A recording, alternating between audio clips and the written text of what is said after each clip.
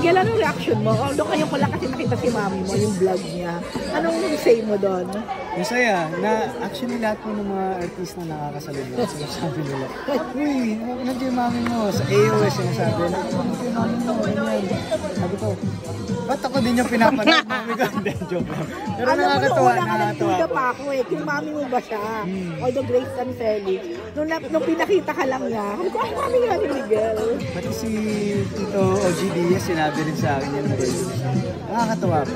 Paano yun? Paano nagsimula yung pag-vlog niya? Tinanong ka ba niya? Hiningi ba niya yung consent mo? Siyempre. Nakalimutan ko kung paano siya nag-start. Pero kung hiningin ba ako ng consent, minsan, parang isama ka naman dito. Ganun lang.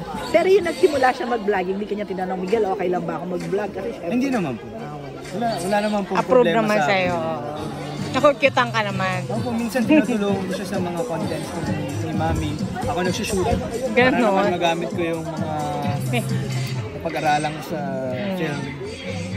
Tapos yun, minsan nagdadala po ako ng food sa mga co-artists ko. Tapos pinapatingin ko po sa kanila. Like yung leche plan, no? So, kaya palang ikaw, mas sa bahay ka talaga kumakain. Kasi parang ang sarap magluto ni Mami. Sa bahay po ako kumakain. Madalas po ako sa bahay. Medyo tamad po ako lumabas eh. Hindi kasi ang ingit. O, ito na last.